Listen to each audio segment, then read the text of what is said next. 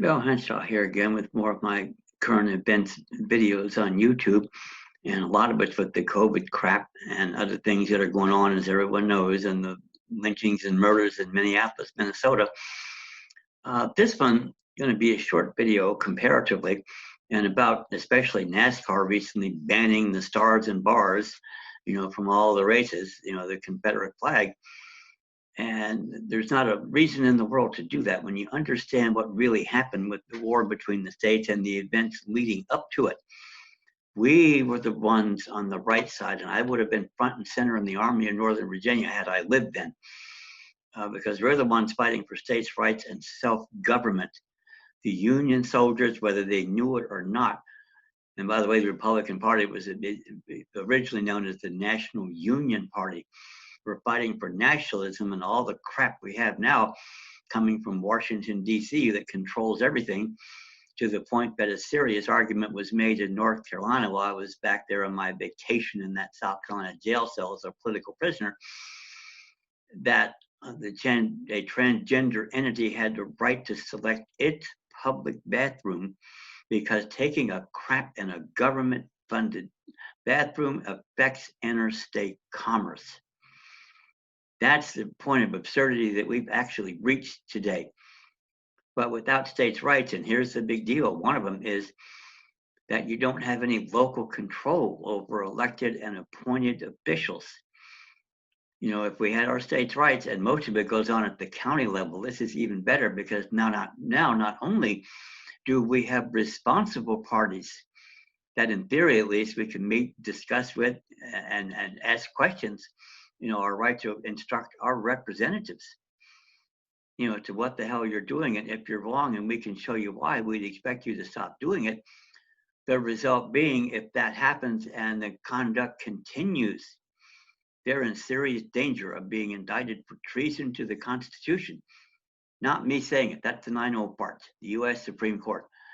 For aiding and abetting a court that doesn't have jurisdiction to exercise it, or prevent one that does have jurisdiction from exercising it. Those are the real remedies we need.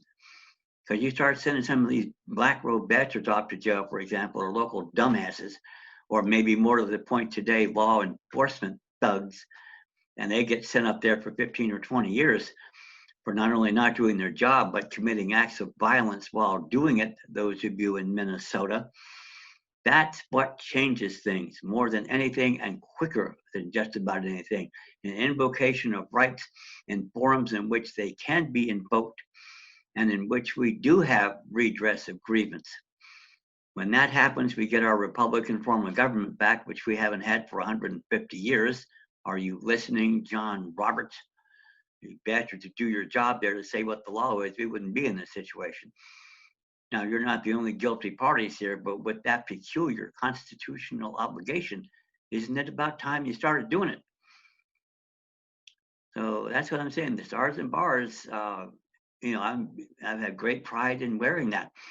The American flag, I wouldn't do any harm to, but at the same time, knowing the government that it represents, I might take a lot more than a knee. And indeed, I think the use of the middle finger is singularly appropriate here. But that's for the government it represents, not for the one we should have. Once you understand that distinction, it's easy. I mean, my goodness, simple.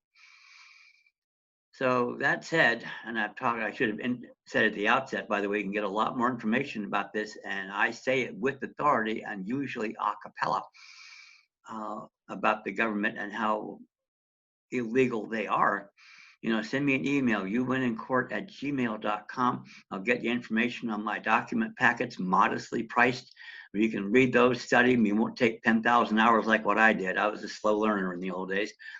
But I got the aha moment, and you will too, and be able to stand up and not only invoke your rights, but teach your children how to do it. They're not going to tell them in the public education system. They didn't tell me, they didn't tell you. You're going to have to do this from the hard way, but it's well worth doing. I think it was Jefferson that commented that eternal vigilance is the price of liberty.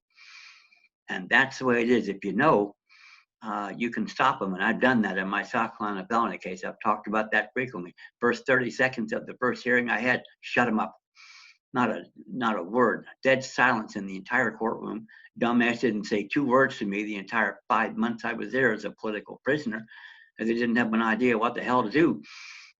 With a little study, and you don't have to be nearly as good as I am a cappella, but with the little study and the right issues, you go in there, you can do the same thing and make them aware that you're aware that the courts don't have jurisdiction. And if that's true, the judges now are acting now without any immunity.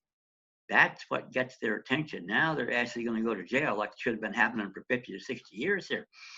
And they have a sworn oath, be bound by this Constitution and the laws enacted in pursuance thereof. Forget about the damn 14th Amendment, which is the next video coming up. Doesn't mean the thing never existed.